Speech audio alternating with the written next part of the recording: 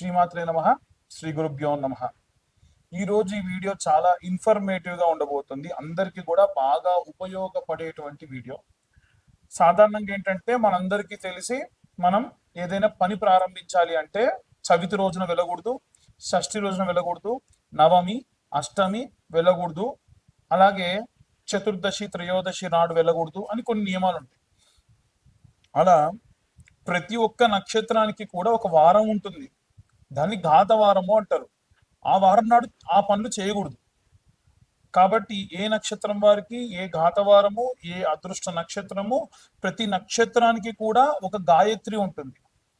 ఆ గాయత్రి అంటే ఇప్పుడు ఉదాహరణకు జ్యేష్ఠ నక్షత్రం ఉంటే ఓం జ్యేష్ఠ నక్షత్రాయ విద్మహే మహాజ్యేష్ఠాయ ధీమహి తన్నో జ్యేష్ఠ ప్రచోదయాత్ ఉదాహరణకు చెప్పాము మీకు. ఇలా ప్రతి ఒక్క నక్షత్రానికి ఉంటుంది. మీ కష్టకాలంలో ఏ పూజలో అవసరం లేదు, ఆ గాయత్రి చదువుకుంటే సరిపోతుంది.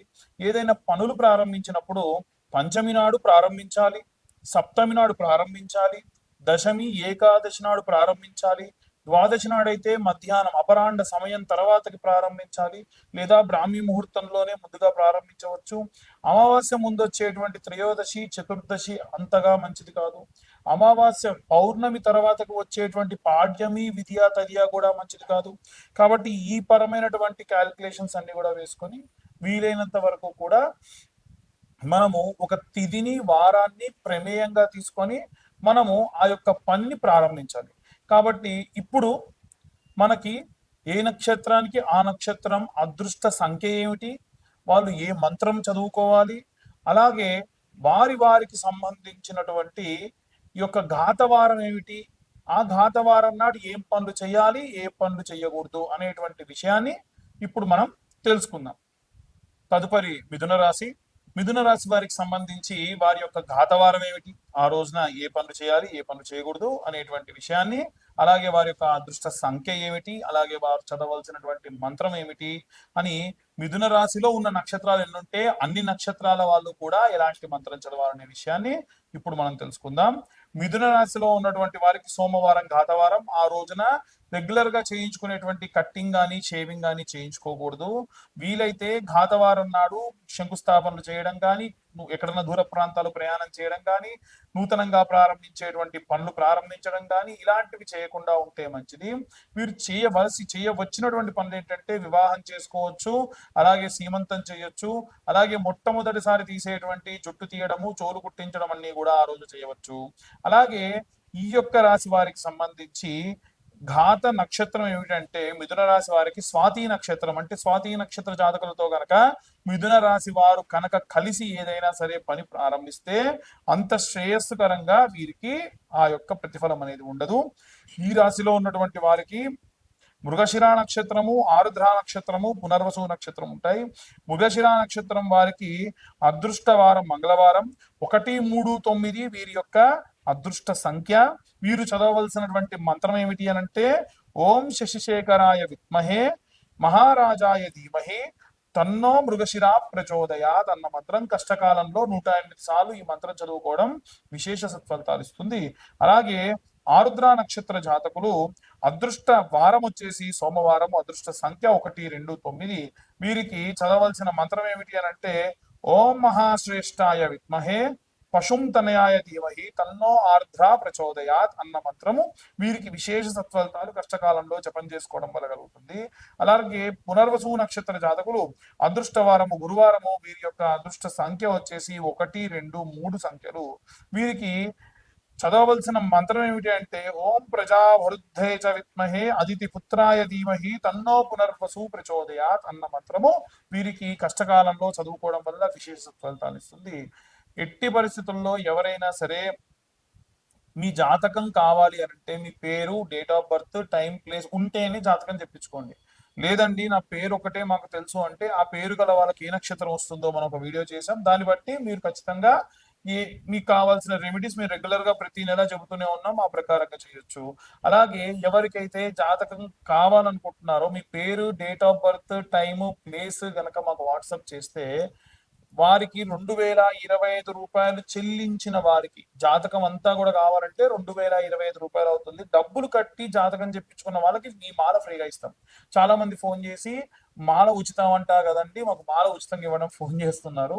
ఎట్టి పరిస్థితుల్లో జాతకం కోసం డబ్బులు కట్టిన వాళ్ళకి ఇంతకు ముందు జాతకం మాత్రమే చెప్పేది, ఇప్పుడు ఈ మాల ఫ్రీగా ఇస్తున్నాం. ఎందుకంటే ఉన్నటువంటి సమయము కాలము అంత శ్రేయస్సుగా లేదు కాబట్టి. ఇక అందరూ కూడా ఎలాంటి రెమెడీస్ తీసుకోవాలి, పాపగ్రహ సంచారం వల్ల ఎలాంటి ఇబ్బందులు లేకుండా ఉండాలనే విషయాన్ని ఇప్పుడు మనం తెలుసుకుందాం. చాలా మంది రాహుగ్రహం వలన చాలా ఇబ్బందులు పడుతూ ఉన్నారు. అయితే రాహుగ్రహం గనక లగ్నంలో ఉన్న, పంచమంలో ఉన్న, నవమ స్థానంలో ఉన్న ఏదైనా ప్రయోగం చేయడం వలన ఫలిస్తుంది.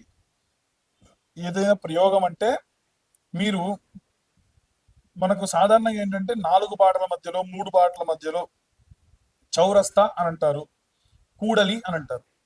మనం అప్పుడప్పుడు చూస్తూ ఉంటాం. అక్కడ నిమ్మకాయలు, గుడ్లు ఇలాంటివన్నీ పడేసి ఉంటాయి.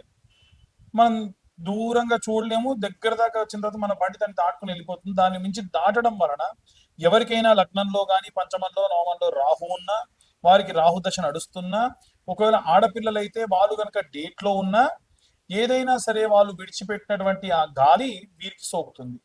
ఏదైనా దుష్టత్వం వీరికి ఆపాదించబడుతుంది. నిద్ర పట్టదు, ఉలిక్కిపడి లేవడం, సూసైడ్ చేసుకోవాలన్న టెండెన్సీలు రావడం, ఇలాంటివన్నీ విపరీతంగా జరుగుతూ ఉంటాయి. ఎవరికైతే ఇలాంటి భావనలు ఉన్నాయి, నాకు నిద్ర పట్టట్లేదు, సూసైడ్ లాంటివి థాట్స్ వస్తున్నాయి, ప్రతి దానికి భయం వేస్తుంది, ఇలాంటివన్నీ ఈ పాపగ్రహ సంచారం వలన వీరి జాతకంలో వచ్చేటువంటి ఇబ్బందులు. మరి ఏం చేయాలంటే, ఎవరైతే ఈ బాధతో ఉన్నారో వాళ్ళు నిద్రపోతున్నప్పుడు ఒక కోడిగుడ్డు వాళ్ళ తల్లి గారు కళ్ళకు కాటుక పెట్టుకొని ఒక కోడిగుడ్డు తీసుకొని, ఒకవేళ తల్లి లేకుంటే భార్య అయినా భర్త కోసం చేయొచ్చు. ఒకవేళ తల్లి కోసం పిల్లలు చేయాలి అని అంటే కనుక ఆడపిల్లలు వివాహం కాకుంటే చేయొచ్చు. అయితే ఈ కంటికి కాటుక పెట్టుకొని ఒక కోడిగుడ్డు తీసుకొని ఆ కాటుకను తీసి 2 కళ్ళు, ముక్కు, నోరు, ఐబ్రోస్, బొట్టు గీసి కుడి చేత్తోని 3 సార్లు, ఎడమ చేత్తోని ఒకసారి తిప్పి ఒక కవర్లో పెట్టి ఎవరికన్నా ఒకళ్ళకి మగవాళ్ళకి ఇచ్చి కూడలిలో పడేసి అది పగిలిపోరమాట, అట్లా విసిరేసి వెనక్కి తిరిగి చూడకుండా రమ్మని చెప్పండి.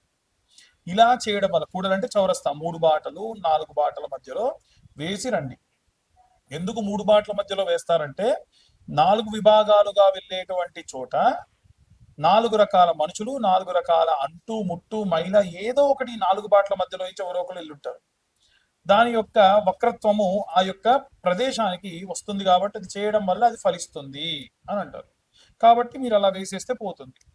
దీని తర్వాతకి ఏదైనా ఒక అమావాస్య నాడు కానీ, లేకుంటే ఒక మంగళవారం నాడు కానీ, ఎవరికైతే తల్లి తండ్రి లేని ఒక ఏజ్డ్ వాళ్ళు ఉంటారు కదా, మీ ఇంట్లో మీ తాతనో, బాబాయిలో, పెదనాన్నో, వాళ్ళతో గుమ్మడికాయ కోయించి లోపలున్న దొబ్బంతా తీసి దాని లోపల నువ్వుల నూనె, ఆముదం కలిపి ఒక ఆకులో ఉప్పు వేసి ఇంటి ఆవల అంటే కాంపౌండ్ లోపల మీ యొక్క ఇంటి బయట ఆ ఉప్పు పోసిన దాంట్లో గుమ్మడికాయని పెట్టి పెద్ద అఖండ ఒత్తి వేసి వెలిగించి దీపం పెట్టాలి. ఇలా చేయడం వలన ఈ యొక్క జాతక సంభావిత దోషములు కూడా పోతాయి. చాలా మంది ఇలాంటివి సాధారణంగా మన ఇంట్లోనే చేసుకోవచ్చు. వాళ్ళ దగ్గరికి వీళ్ళ దగ్గరికి వెళ్ళి లక్షలు లక్షలు ఖర్చు పెట్టుకోవాల్సినటువంటి అవసరం లేదు. ఎవరికైతే మీ పేరు, date of birth, time, place ఉంటుందో వాళ్ళు మాత్రం జాతకం చెప్పించుకోండి. Date of birth, time, place ఉన్నటువంటి వాళ్ళు కింద ఉన్న నెంబర్ కాంటాక్ట్ చేయండి. 2025 జాతకానికి తీసుకోవడం జరుగుతుంది. 60-70 పేజీల్లో జాతకం మీకు ప్రొడ్యూస్ చేయడం జరుగుతుంది. ఎవరైతే 2025 చెల్లిస్తారో వారికి ఈ యొక్క జ్వాలాముఖి మాల ఉచితంగా ఇవ్వడం జరుగుతుంది. 2025 చెల్లించిన వారికి మాత్రమే, అంటే జాతకం కోసం. ఇక అందరూ కూడా బాగుండాలి, అందరూ నేనుండాలని నా ఉద్దేశం ఎప్పుడు కూడా. మా ఈ వీడియో కనుక ఇన్ఫర్మేటివ్ గా ఉంటే ఇంకా నలుగురికి షేర్ చేయండి. ఇబ్బందుల్లో ఉన్న వారికి ఇప్పటి వరకు మా ఛానల్ని లైక్ చేయకుంటే లైక్ చేయండి, అలాగే షేర్ చేయండి, సబ్స్క్రైబ్ చేయండి. ఈ యొక్క వీడియో గురించి చాలా మంది ఫోన్లు చేసి, అంటే మన ఛానల్ కాకుండా వేరే ఛానల్ వాళ్ళు ఫోన్లు చేసి, నీ పేరేంటి, ఇది నీ ఛానలా, నీకు అసలు అంత ఉందా, నువ్వు పెట్టిన తమ్నేల్ ఏంటి. అమ్మ, తమ్నేల్స్ లో కూడా మేము చాలా వరకు మీ దాకా వీడియో రావడానికి, మీ దృష్టి పడడానికి మాత్రం కొన్ని సార్లు ఛానల్ వాళ్ళు తమ్నేల్స్ పెడుతున్నారు. అది పూర్తిగా మా వల్ల జరిగినటువంటిది కాదు, ఛానల్ వాళ్ళు, యాజమాన్యం వారు చేసేటువంటిది. అది కూడా బాధించకుండా ఉండేట్టుగానే ఉండాలి అని ఎట్టి పరిస్థితుల్లో మేము కూడా కోరుకునే ఉన్నాం. కాబట్టి అందరూ కూడా సంతోషంగా ఉండండి, జాగ్రత్తగా ఉండండి. సర్వే జనా సుఖినో భవంతు. స్వస్తి.